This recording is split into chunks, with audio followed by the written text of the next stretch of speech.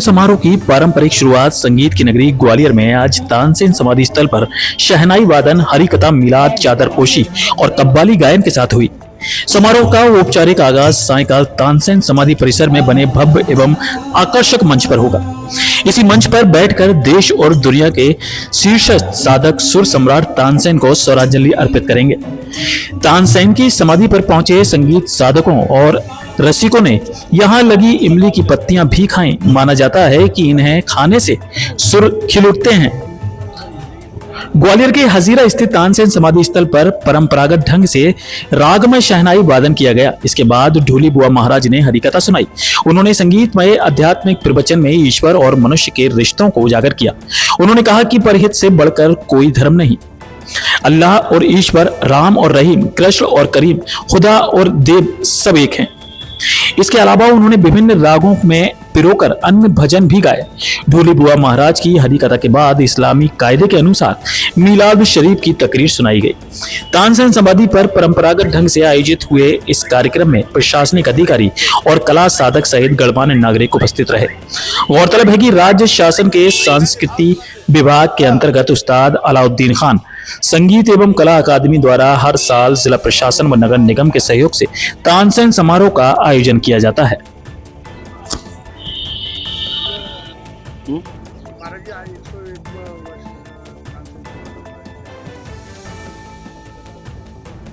हरिकथा का महत्व है कि आज इतने सालों से 100 वर्ष हो गए, तब से जो पारंपरिक जो कार्यक्रम चल रहा है वो आज तक चल रहा है। इसमें सबसे पहले धार्मिक कार्यक्रम होता है, उसके अंतर्गत हरिकथा है, चादरपोशी है, मिलाद है, ये सब कार्यक्रम होते हैं। पश्चात संगीत सभाएं प्रारंभ होती हैं। इसलिए इस अवसर पर इतना ही कहना है कि हरिकथा के द्वारा संगीतम मोहिनी रूपम, इस न्याय से भी भगवान को रिझाया जाता है। और ऐसे ऐसे महापुरुष यहाँ बैठे हैं जो साक्षात उस परमात्मा के स्वरूप में संगीत के द्वारा विलीन हो चुके हैं, तो उनके लिए ये सारा कार्यक्रम हरिकथा के द्वारा प्रारंभ होता है।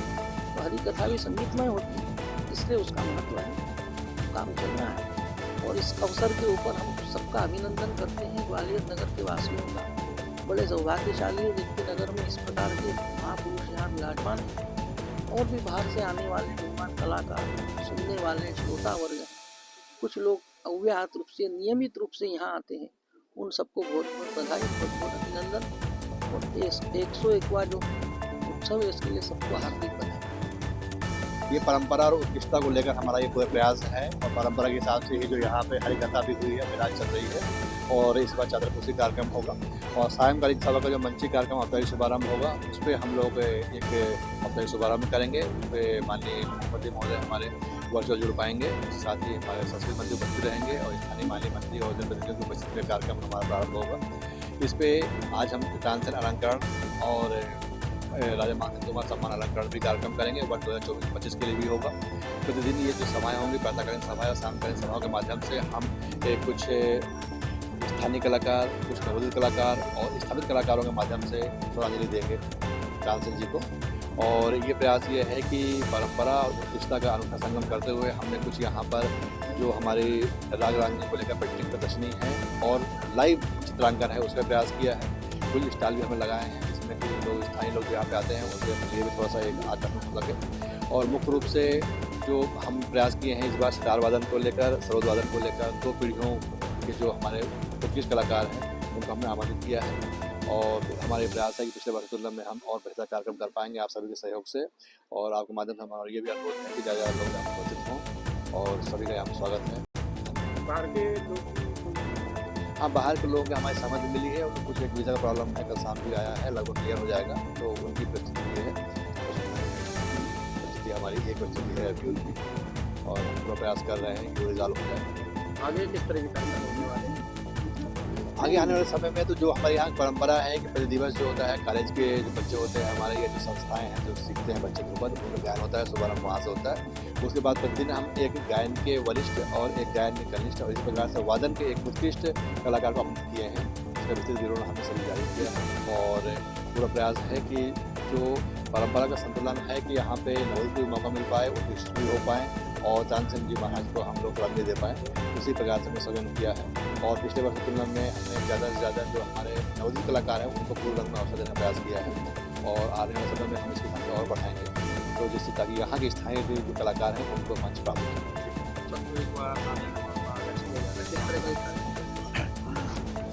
तानसेन समारोह की अपनी अक्षुण परंपराएं हैं। सन 1924 में जो उर्स के साथ रियासत काल में तानसेन समारोह शुरू हुआ था, उस समय भी हरि कथा, मिलाद, चादरपोशी और कव्वाली गायन के साथ इस उर्स का जो तानसेन समारोह का पहला जो था वो शुभारंभ हुआ था। वो परंपराएं 100 वर्ष बीत जाने के बाद भी आज भी अक्षुण बनी हुई है। उन्हीं अक्षुण परंपराओं के अनुरूप आज सुबह की बेला में तानसेन समाधि पर हरि कथा, शहनाई वादन, मिलाद और चादरपोशी हो रही है। इसके साथ ही समारोह का पारंपरिक शुभारंभ हुआ है। जहाँ तक औपचारिक रूप से शुभारंभ का सवाल है तो आज सांध्य बेला में जो ऐतिहासिक ग्वालियर दुर्ग है, जो यहाँ पर कहा जाता है कि शून्य का पहला शिलालेख है, उसी ऐतिहासिक चतुर्भुज मंदिर की थीम पर एक भव्य विशाल जो मंच बना है तानसेन समाधि के समीप, उसी पर ब्रह्मनाथ के शीर्षस्थ साधक देश और दुनिया के यहाँ आ रहे हैं। वो सुर सम्राट तानसेन को अपने गायन और वादन से श्रद्धांजलि देंगे। इमली के पेड़ की बात की जाती है, किस तरह की मान्यता है इमली के पेड़ की? ऐसी किंवदंती है कि जो सुर सम्राट की समाधि के नज़दीक जो पेड़ जो खड़ा है इमली का, उस पे उसकी पत्तियां चबाने से लोगों के गले सुरीले हो जाते हैं। हालांकि ये पेड़ जो मूल पेड़ था वो अब नहीं रहा है, उनकी जड़ों से एक दूसरा पेड़ का उदय हुआ है, उसको सुरक्षित किया है जैसा आप देख रहे हैं। और इसकी जो यहाँ पर सुर सम्राट को श्रद्धांजलि देने ब्रह्मनाथ के शीर्ष साधक आते हैं, वो अपनी इस इमली के पेड़ की पत्तियां अपने साथ जरूर ले जाते हैं। और ऐसे ही जो संगीत का ककहरा सीख रहे हैं वो जो नवोदित कलाकार हैं, वो भी इस पेड़ की पत्तियों को, इस इमली के पेड़ की पत्तियों को खाकर अपने गले को सुरीली करने का प्रयास करते हैं। पेड़ को संरक्षित भी किया गया है। पेड़ को संरक्षित निश्चित रूप से ये हम सभी की जवाबदेही भी है। सुर सम्राट संगीत धानी ग्वालियर में सुर सम्राट की समाधि है। यहाँ से उन्होंने देश और दुनिया में भारत का, ग्वालियर का नाम रोशन किया है। उनके समाधि के नज़दीक जो पेड़ है उसको संरक्षित करने का प्रयास पूरा किया गया है। बैरिकेडिंग्स भी की गई है, जाली लगाई गई है पक्की, जिससे कोई इसको क्षति न पहुंचाए। और हम सभी की भी जिम्मेदारी है, जो ऐतिहासिक स्मारक हैं उनको हम संरक्षित और सुरक्षित रखें।